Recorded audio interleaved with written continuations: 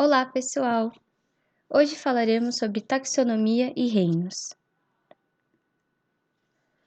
Bom, nós vimos que temos diferentes tipos de seres vivos e que eles podem ser classificados de acordo com a quantidade de células que eles possuem. Nós temos os unicelulares, que são seres constituídos por uma célula, e os pluricelulares, que o organismo é constituído por mais de uma célula. Os seres vivos, eles são complexos e bastante organizados. Mesmo quando a gente tem um ser unicelular, o organismo ele apresenta extrema complexidade, presente tanto na estrutura quanto no funcionamento da célula. Aqui nós temos o exemplo de um paramécio, que é um tipo de protozoário unicelular. No corpo humano, por outro lado, nós encontramos 200 tipos de célula, aproximadamente, que se organizam em 4 tipos básicos de tecidos, como o epitelial, o conjuntivo, muscular e o nervoso. Esses tecidos eles se reúnem formando órgãos, e os órgãos atuando em conjunto constituem um sistema, e esse sistema, por sua vez, forma um organismo vivo. Aqui a gente tem um ciclo bem bonitinho, representando desde um átomo, formando moléculas, por sua vez formando organoides, que formam células, essas células formando tecidos, esses tecidos formando órgãos, os órgãos formando sistemas e o sistema formando o organismo. Essa imagem ela é muito interessante para isso, para a gente ver a conectividade entre um átomo e um organismo macroscópico. Vimos também o metabolismo, que ele é responsável pelo crescimento, manutenção e reparo das células. Ele pode ser dividido em anabolismo, quando nós temos a utilização de energia e moléculas simples se juntando para formar moléculas complexas, e nós temos o catabolismo, que são os processos analíticos, onde nós temos as moléculas complexas sendo quebradas e a partir da quebra de suas ligações, nós temos a produção de energia, além de resultar em moléculas simples. Temos a reprodução desses organismos, porque qualquer ser vivo é capaz de se reproduzir, ou seja, originar organismos semelhantes. Nós temos a reprodução assexuada, que resulta em 2 células filhas exatamente iguais à célula mãe que as originou. Por exemplo, nós temos o caso da bipartição, que acontece em bactérias, nós temos brotamento, que pode acontecer em esponjas, e a regeneração, que quando nós cortamos pedaços desse organismo, ele possui a capacidade de se regenerar independente desse ponto onde foi cortado. Geralmente, esses processos de reprodução assexuada acontecem por meio de processos mitóticos, de divisões mitóticas. A reprodução sexuada, por sua vez, nós vimos que é um processo que se origina a partir de uma divisão meiótica, onde são produzidos gametas, e esses gametas, por sua vez, vão se fundir formando zigotos ou célula-ovo.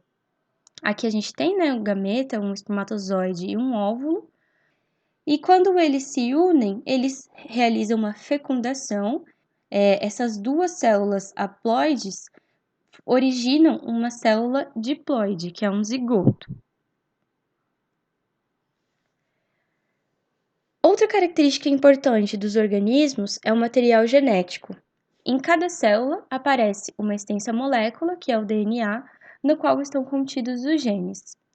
Esses genes mantêm as características específicas de cada organismo e que serão transferidas dos pais para os filhos, dos pais para os seus descendentes. E a gente também viu sobre o dogma central, onde nós temos a molécula de DNA, que pode sofrer replicação, originando mais moléculas de DNA, que também pode realizar uma transcrição e originar uma molécula de RNA, e essa molécula de RNA realiza uma tradução para que nós possamos ter proteínas, que são as proteínas que vão realizar funções no organismo, definir características e tudo mais. Temos a evolução, onde nós sabemos que o material genético ele é responsável por essas características de um organismo. Então, quando ocorrem mutações que são qualquer tipo de alteração do material genético que pode provocar o aparecimento de uma nova característica, nós dizemos que isso é uma variação. Por meio dessas variações, ocorre o processo chamado de evolução, que é a transformação sofrida pelos organismos no transcorrer da história da Terra. Também temos o conceito de biodiversidade, que está relacionada à diversidade de espécies e de ecossistemas. É um conceito que designa a diversidade biológica que existe entre os seres vivos. Nós temos diferentes tipos de espécies que representam diferentes tipos de seres vivos. Ela exprime a riqueza de espécies de uma dada região, ou seja, em uma mesma região nós podemos ter diferentes tipos de espécies, e também engloba a diversificação de habitats e ambientes de uma macro-região. Por exemplo, o planeta Terra, ele apresenta diferentes tipos de habitats, como oceanos, florestas, regiões de campos, desertos e tudo mais. Nós temos um principal exemplo de habitat que apresenta grande biodiversidade, que são as florestas tropicais, que são como centros de biodiversidade. Elas encontram-se da linha do Equador aos polos e englobam as florestas tropicais, que estão entre os trópicos de Câncer e de Capricórnio, florestas subtropicais, florestas temperadas, que são compostas por carvalhos, abetos e faias, e a taiga, que é composta por coníferas. Os solos dessas regiões são, em geral, pobres, com rápida ciclagem de matéria orgânica, e a manutenção dos nutrientes na biomassa fazem com que esses ambientes eles sejam muito propícios à biodiversidade de seres vivos. Bom, nós temos a ancestralidade dos seres vivos, que durante os séculos 19 e 20 deu-se maior importância aos estudos de arqueologia dos fósseis. E esses estudos fizeram com que nós tivéssemos novas descobertas a respeito da evolução. Começou a surgir o pensamento de que talvez as espécies elas se originassem a partir de outras. Então, novas evidências permitiram afirmar que esses seres vivos de hoje derivam de outros que já existiram há milhares de anos. E a organização das informações e os graus de semelhanças e diferenças são utilizados nos estudos de classificação dos seres vivos, que nós damos o nome de taxonomia. Então, aqui a gente tem mais ou menos um exemplo dessa ideia, né, de que se nós temos uma espécie número 1, 2, outra 3 e outra 4, essas espécies, em algum momento, elas têm sua origem em um ancestral comum. E por volta da metade do século XVIII, nós tivemos um senhor muito simpático, o Carl von Linné, que nós chamamos carinhosamente de Linneu, que classificou os organismos segundo a estrutura e anatomia dos seres vivos. E esse sistema de classificação nós utilizamos até hoje. Hoje, a biologia é capaz de fazer análise das sequências de RNA ribossômico, e isso fez com que nós pudéssemos dividir o mundo vivo em 3 grandes grupos conhecidos por domínios. Esses domínios são bactéria, arqueia e eucária. Aqui a gente tem alguns exemplos, né, dos reinos que esses domínios abrangem.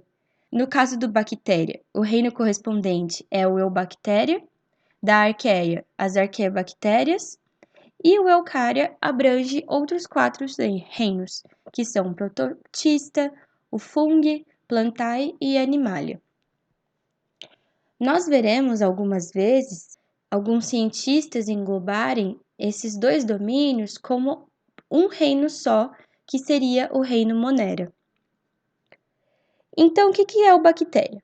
Esse domínio bactéria é constituído pelas chamadas bactérias verdadeiras, ou seja, eubactérias, seres procariontes nos quais observam-se as células primitivas chamadas de procarióticas ou procariotas. A arqueia é um domínio de bactérias que também são procariontes e com uma característica de viver em ambientes inóspitos, com grandes salinidades, altas temperaturas, ácidos e outros. São o que nós chamamos muitas vezes de bactérias extremófilas, porque elas estarão presentes em ambientes com extremos de temperatura ou temperaturas muito altas, temperaturas muito baixas, concentrações de sal muito altas, concentrações de sais muito baixas. Então, elas são bactérias que vão viver em ambientes muito extremos. Eucária inclui todos os demais seres vivos, como os protistas, os fungos, os vegetais e os animais. Eles são chamados de eucariontos e possuem as células eucarióticas ou eucariotas. A célula vegetal se diferencia da animal pela presença da parede celular, dos cloroplastos, que são as organelas fotossintetizantes, e dos grandes vacúolos que elas apresentam em seu interior. Para a gente classificar esses seres, para a gente conseguir organizar eles de acordo com as semelhanças que eles têm entre si, nós separamos eles em categorias, e essas categorias que nós usamos na classificação são denominadas táxons. Por isso que essa área da biologia que vai se dedicar a classificar e a nomear esses seres é chamada de taxonomia. A categoria básica na classificação é a espécie. Espécies que apresentam características em comum, elas são agrupadas em um gênero. E aí, diversos gêneros que apresentem características em comum serão organizados em família, e essas famílias, por suas vezes, serão agrupadas em ordens, essas ordens, de suas vezes, nas classes, as classes, por sua vez, em filos, e por aí nós vamos até chegar no que nós denominamos como vida, como organismos vivos. Então, cada uma dessas categorias é um conjunto composto de vários subconjuntos. Só que é importante lembrar que o sistema de Linneu ele não considerava a ideia de parentesco entre os seres vivos, porque para ele, como era uma questão de época, como a igreja ainda era muito forte, o pensamento divino ainda era muito forte, eles acreditavam que todos os seres vivos haviam surgido no momento da criação. Então, todas as espécies como nós conhecemos hoje, elas teriam se originado a partir do momento em que a primeira espécie foi originada. Então, não teria essa dependência entre as células que existiram há milhares de anos e foram se modificando, evoluindo para tornar as espécies de hoje. O pensamento deles era que todas surgiram no momento da criação divina. Então, aqui a gente tem uma tabela para mostrar um pouquinho como é que funcionaria essa classificação, né, de reino, filo, classe, ordem, família, gênero, espécie, o nosso famoso reficofage. Aqui a gente tem 3 animais que nós conhecemos, que é o tubarão, o golfinho e o ser humano. Podemos ver que eles encontram-se no mesmo reino e no mesmo filo. O tubarão se separa quando nós entramos na categoria de classe, só que o golfinho e o humano continuam na mesma categoria de classe, só que os 3 se divergem a partir da ordem. Então, nós vemos que conforme nós avançamos em direção à espécie daquele organismo, a gente tem uma maior especificidade, a gente tem uma maior diferenciabilidade, eles se diferenciam, se distanciam mais evolutivamente. E a definição de quais são as características relevantes é uma tarefa complexa, porque a gente tem que analisar quais serão essas características que serão mais importantes para fazermos análises. Porque os organismos eles possuem muitas características. Então, como que nós escolhemos quais são mais relevantes? Então, devido a essa falta de informações e a discordância entre os cientistas, o sistema de classificação precisa ser constantemente revisado. Atualmente, nós temos técnicas modernas que permitem que sejam comparados a composição química das proteínas e dos genes que compõem os seres vivos, fazendo com que a gente consiga entender relações de parentesco entre eles. Algo importante que foi desenvolvido por Linneu foi a nomenclatura binomial. Ela é composta por 2 nomes, o primeiro indica o gênero e o segundo a espécie. Nós temos regras para como escrever esse nome. A primeira é que os nomes eles devem estar em latim. O primeiro nome ele deve ser escrito com a inicial maiúscula e o segundo com a inicial minúscula. E a terceira regra é que esses nomes devem sempre estar destacados do texto. Ou eles devem estar sublinhados, ou eles devem estar em negrito, ou eles devem estar em itálico. Não existe a necessidade de ter os três ao mesmo tempo. A gente só precisa que tenha um desses tipos de destaques. Aqui a gente tem um exemplo. Temos o Ratus ratus, que é uma espécie de rato, e temos o Ratus novérgicus, que é um outro tipo de rato. Aqui nós temos a nomenclatura deles de espécie, a nomenclatura binomial, onde ratus é o epíteto genérico, que representa o gênero, e o segundo, que é o ratus, nesse caso, que é igual, que é o epíteto específico. No caso do norvégicos, ratus também é o epíteto genérico dele, que é o mesmo, porque esses dois ratos eles encontram-se no mesmo gênero, só que eles são de espécies diferentes, porque quando nós vemos o epíteto específico, nesse caso é o norvégicos, é diferente. Então, eles representam espécies diferentes incluídas dentro do mesmo gênero.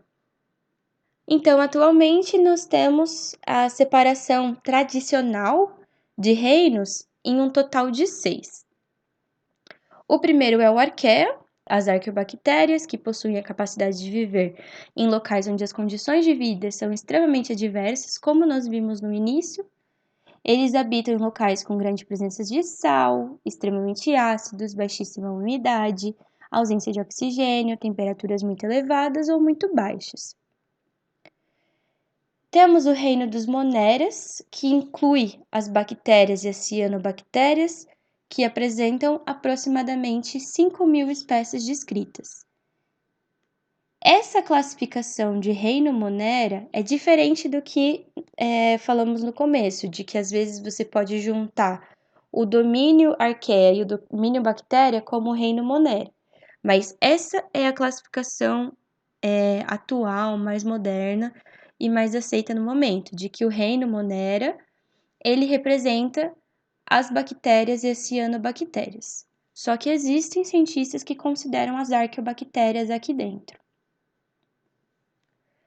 O reino dos protistas, que inclui os protozoários e as algas, que apresenta aproximadamente 58.000 espécies descritas.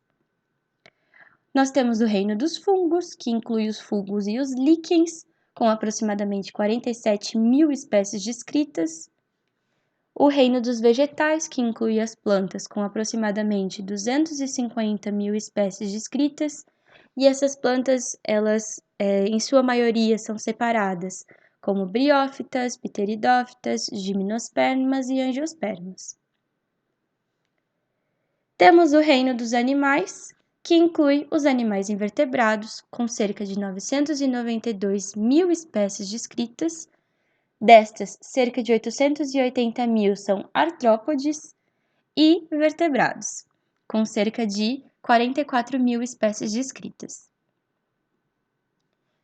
E por fim, nós temos seres que não se encaixam em nenhum desses reinos existentes, que são os vírus, pois eles apresentam características únicas.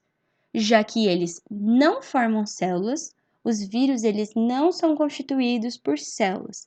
Eles são formados de material genético envolvido por uma cápsula proteica.